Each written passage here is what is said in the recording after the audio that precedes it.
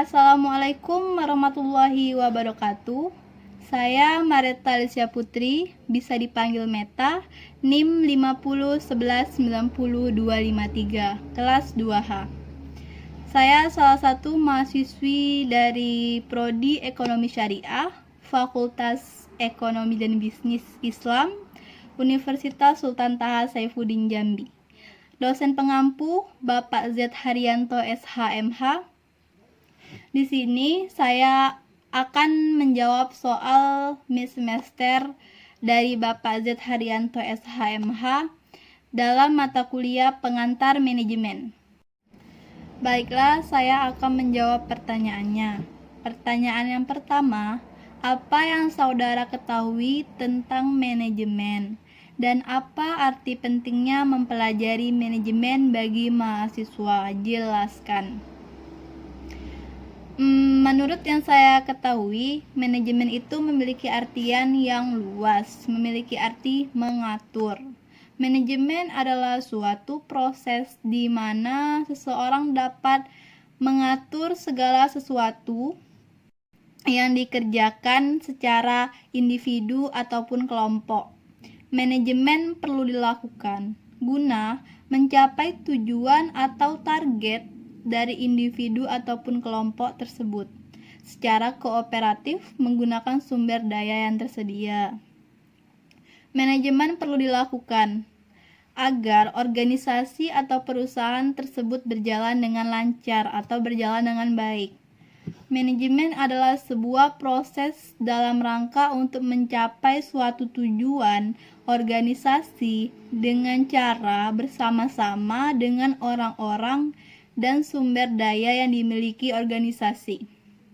Dalam artian lain, manajemen adalah sebuah proses yang dilakukan untuk mewujudkan suatu organisasi melalui rangkaian kegiatan seperti perencanaan, pengorganisasian, pengarahan, dan pengendalian orang-orang serta sumber dan organisasi lainnya. Dan apa arti pentingnya mempelajari manajemen bagi mahasiswa? Arti pentingnya, mahasiswa bisa memanage waktu atau mengatur waktu dengan baik. Karena itu sangat penting sekali. Jika mahasiswa mempelajari manajemen, mahasiswa bisa mengatur waktunya dengan baik. Karena manajemen waktu sangat penting untuk kesuksesan mahasiswa sendiri. Jika mahasiswa pandai mengatur waktu dengan baik, itu akan membantu menjalani perkuliahan dan kegiatan organisasi secara seimbang. Baiklah, saya akan menjawab pertanyaan yang kedua. Andai Anda adalah seorang pengusaha yang akan mendirikan sebuah perusahaan, jelaskan tahapan tujuan perusahaan mulai top manajemen hingga low manajemen. Dan jelaskan arti pentingnya manajer dalam suatu organisasi secara umum. Baiklah, yang pertama, tahapan tujuan perusahaan top manajemen atau bisa disebut dengan manajemen puncak. Manajemen puncak adalah tingkat manajemen yang paling atas dan memiliki otoritas tertinggi pada sebuah organisasi perusahaan dan bertanggung jawab langsung kepada pemilik perusahaan.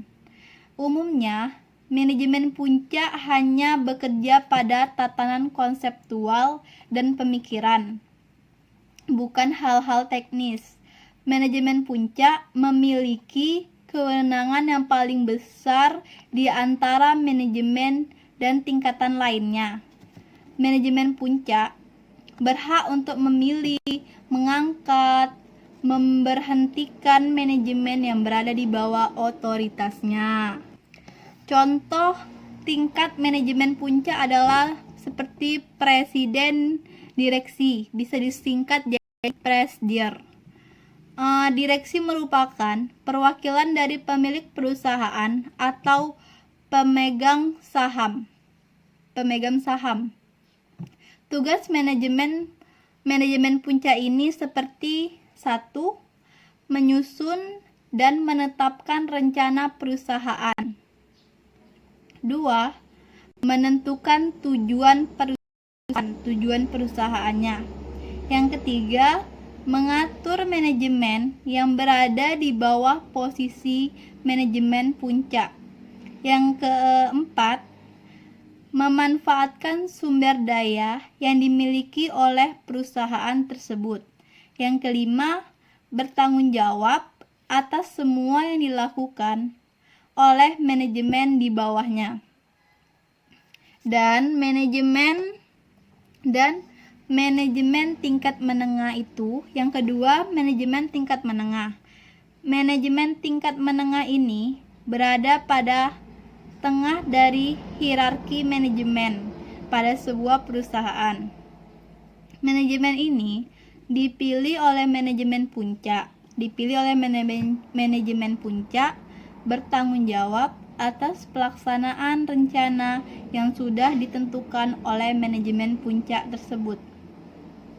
Berbeda dengan manajemen puncak, manajemen tengah cenderung bekerja mengandalkan kemampuan kinerja dan hal-hal teknis.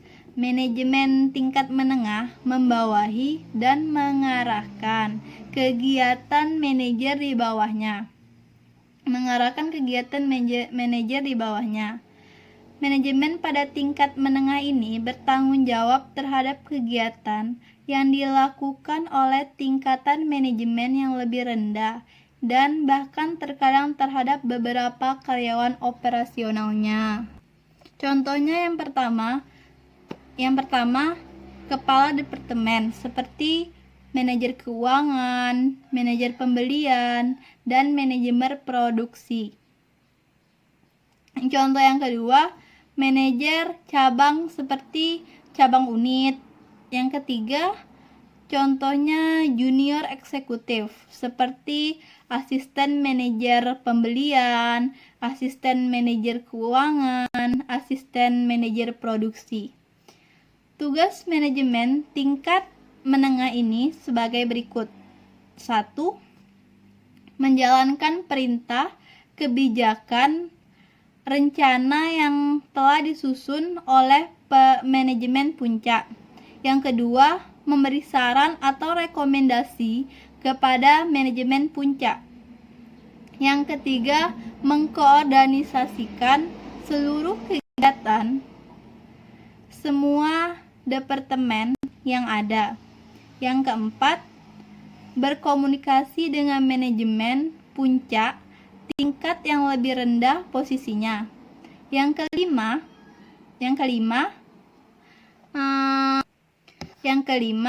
mempersiapkan rencana jangka pendek. Jangka pendek umumnya disusun hanya untuk 1 sampai 5 tahun saja.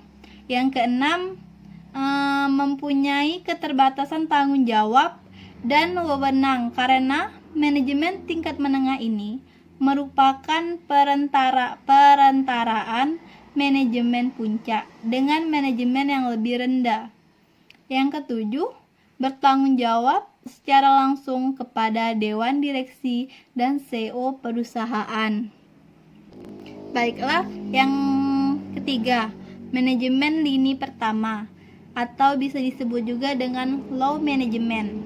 Low management adalah tingkatan manajemen yang paling rendah dalam suatu perusahaan.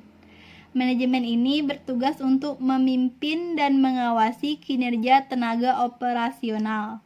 Karena salah satu tugasnya mengawasi karyawan, manajemen tingkat pertama bekerja menggunakan keterampilan teknikal dan kemampuan berkomunikasi.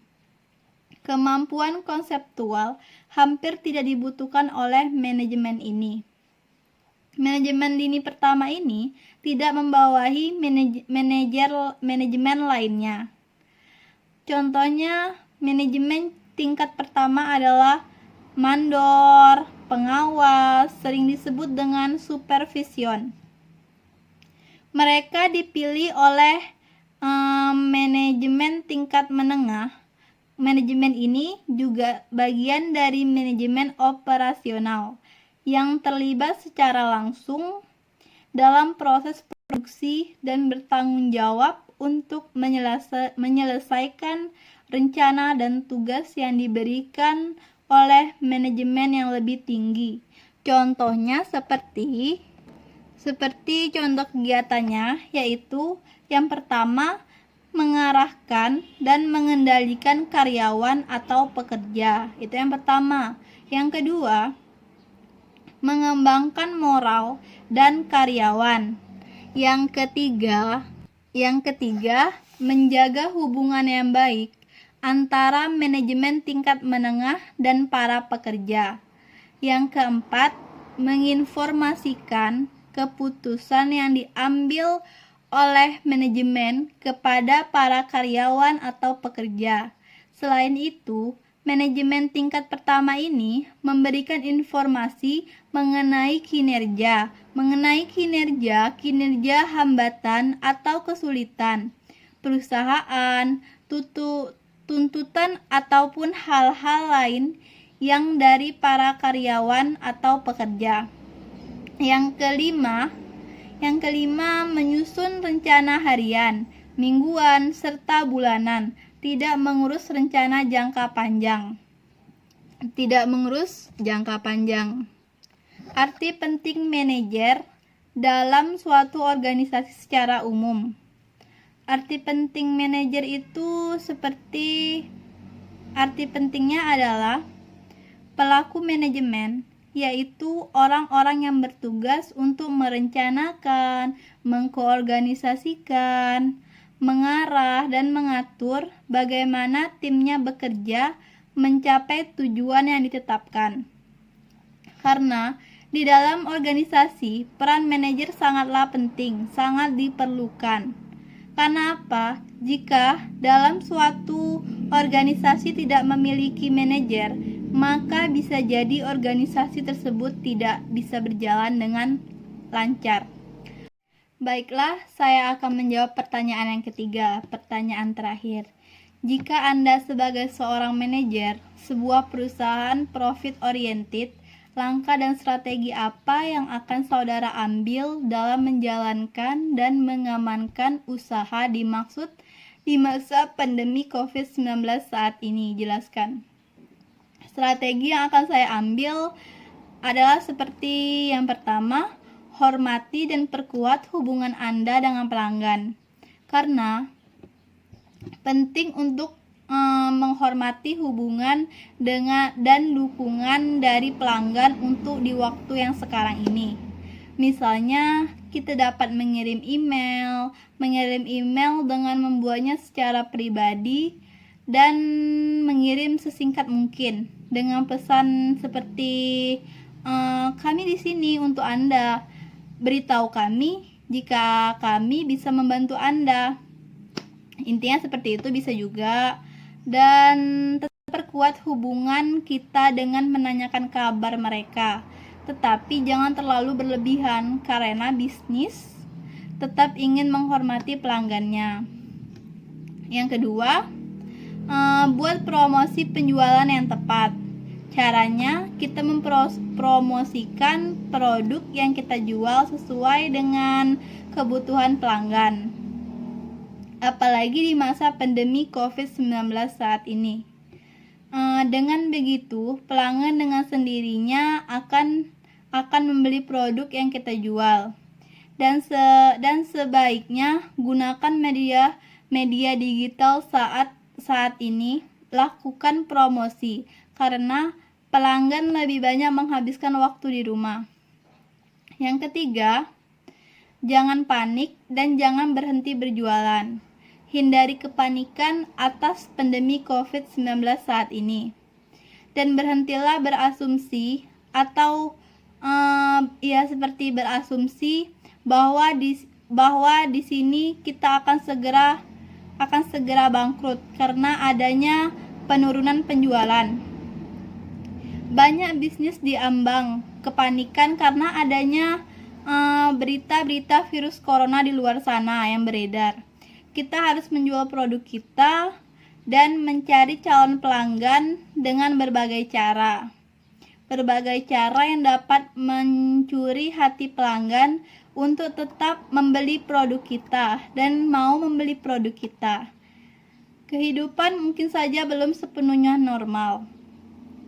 Cari cara agar kita tetap beradaptasi dan tetap berbisnis.